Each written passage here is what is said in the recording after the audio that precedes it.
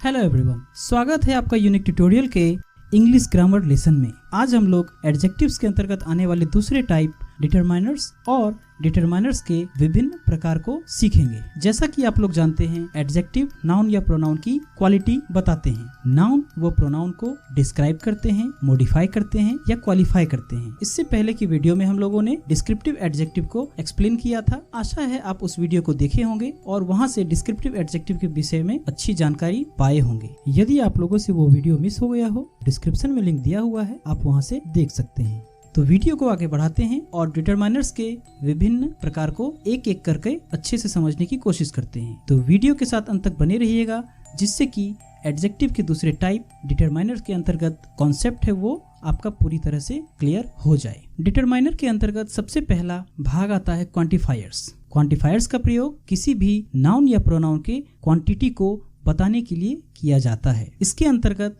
सम, much, whole, all, several, few, enough, many, little, most, any, much, no, sufficient, insufficient, empty, plenty, numerous, each, heavy, light, significant, half, full, couple, single, one, two, first, second, ये सब आते हैं। Quantifier को अच्छी तरह से समझने के लिए इसे दो भागों में हम लोग बांट सकते हैं। एक होता है एडजेक्टिव ऑफ क्वांटिटी, जिसे हम लोग क्वांटिटेटिव एडजेक्टिव भी कहते हैं, और दूसरा होता है एडजेक्टिव ऑफ नंबर्स, जिसे हम लोग न्यूमेरल एडजेक्टिव्स भी कहते हैं। क्वांटिटेटिव एडजेक्टिव्स जो होते हैं वो अनकाउंटेबल नाउन की क्वालिटी बताने के लिए, अनकाउंटेबल नाउन को डिस्क्राइब करने के लिए ही किया जाता है। वहीं दूसरी ओर न्यूमेरल एडजेक्टिव काउंटेबल नाउन को डिस्क्राइब करने के लिए ही यूज किया जाता है। क्वांटिटेटिव एडजेक्टिव्स हमें हाउ मच का उत्तर देते हैं और न्यूमेरल एडजेक्टिव हमें हाउ मेनी का उत्तर देते हैं। कुछ सेंटेंस देखते हैं। I have some rice, I have little faith in God,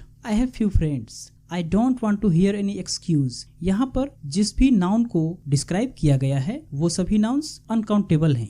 numeral adjectives के कुछ उदाहरण देखते हैं। I have some mangoes, I have one apple, she has two apples, he is the first student। Some numeral और quantitative दोनों adjectives में हम लोगों ने लगाया है, लेकिन न्यूमेरल एडजेक्टिव में मैंगोज ये एक काउंटेबल नाउन के अंतर्गत आता है, क्योंकि आम को गिना जा सकता है। इसके अलावा डिस्ट्रीब्यूटिव एडजेक्टिव न्यूमेरल एडजेक्टिव के अंतर्गत ही आते हैं। डिस्ट्रीब्यूटिव एडजेक्टिव में ईच, एवरी, आइदर, नाइदर का प्रयोग होता है, जैसे कि each pen is good, neither pen is good. ये सब डिस्ट्रीब्यूटिव एडजेक्टिव के उदाहरण हैं जो कि न्यूमेरल एडजेक्टिव्स में यूज होते हैं। एक अतिरिक्त जानकारी भी यहाँ ले लीजिए। 1, 2, 3, 4 टाइप्स के जो काउंटिंग होते हैं उसे हम लोग कार्डिनल्स कहते हैं। First, second, third, fourth type के जो काउंटिंग होते हैं उसे हम लोग ऑर्डिनल्स कहते हैं। चलिए आगे बढ़ते हैं। डेमोन्स्ट्रेटिव एडजेक्टिव्स क्या है उसे भी समझते हैं। डेमोन्स्ट्रेटिव एडजेक्टिव का यूज किसी भी चीज को दर्शाने के लिए किया जाता है, पॉइंट आउट करने के लिए किया जाता है। यह नाउन के पॉइंटर के अनुसार काम करता है। यह एडजेक्टिव स्पीकर के दृष्टिकोण से किसी भी नाउन का पोजीशन या लोकेशन को दर्शाता है। इसके अंतर्गत दिस,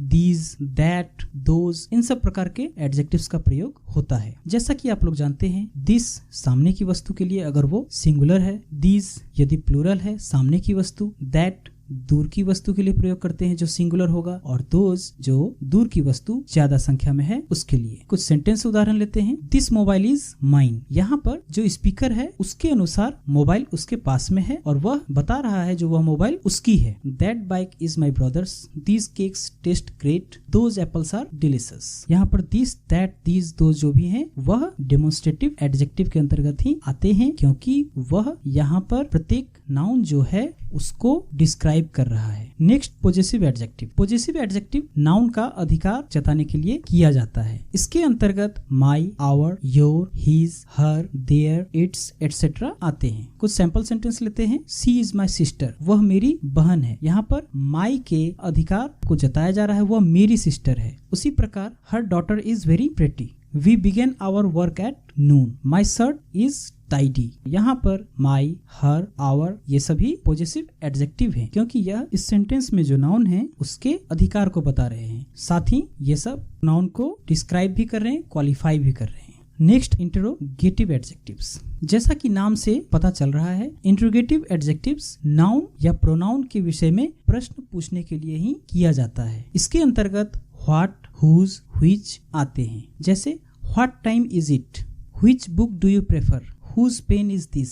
यहाँ पर प्रत्येक नाउन जो है उस विषय में प्रश्न पूछा जा रहा है और यहाँ पर जो भी इंटरोगेटिव एडजेक्टिव्स हैं उसके विषय में ही पूछा जा रहा है और उस नाउन को ही ये क्वालिफाई कर रहे हैं। Next, exclamatory adjectives. Exclamatory adjectives का यूज स्ट्रॉन्ग इमोशन को दिखाने के लिए किया जाता है, भाव को दिखाने के लिए किया जाता है। इसके अंतर्गत जिस प्रकार से इंटरोगेटिव एडजेक्टिव्स में व्हाट क्वेश्चन पूछने के लिए किया जाता था, लेकिन एक्सक्लामेटरी एडजेक्टिव्स में व्हाट आश्चर्यजनक भाव को व्यक्त करने के लिए प्रयोग किया जाता है। जैसे व्हाट एन आइडिया, क्या आइडिया है, व्हाट ए फुलिशनेस, क्या मूर्खता है, what a beautiful rose it is. ये सब स्पीकर के आश्चर्यजनक भाव को बताते हैं। यदि एक्सक्लामेटरी एडजेक्टिव्स में हाउ का यूज करके सेंटेंस बनाए, how strange, how dashing, how beautiful, how cute, यहाँ पर व्हाट और हाउ जो भी सेंटेंसेस में लगे हुए हैं वो सभी एक्सक्लामेटरी एडजेक्टिव्स के अंतर्गत ही आते हैं। यदि आप लोगों ने ध्यान दिया होगा, यहाँ पर प्रत्येक सेंटेंसेस के अंत में एक्सक्लामेशन मार्क लगा हुआ है और एक्सक्लामेटरी एडजेक्टिव्स जहाँ भी यूज करते हैं वहाँ हम लोग एक्सक्लामेशन मार्क का ही व्यवहार करते हैं अंत में।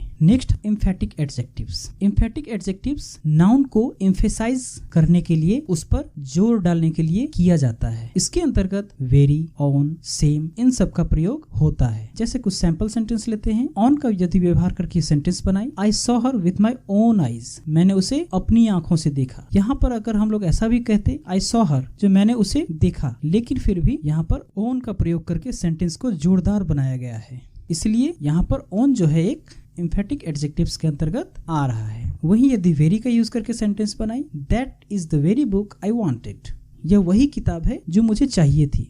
सेम का यूज करके यदि बनाई, that is the same book I wanted, यह बिल्कुल वही किताब है जो मुझे चाहिए थी। एक्चुअल का यूज करके, is that your actual name. Perfect के यूज करके यदि हम लोग सेंटेंस बनाई, that's the perfect picture for our living room. यहाँ पर on, very, same, actual, perfect ये सभी एम्फेटिक एडजेक्टिव्स के अंतर्गत ही आते हैं।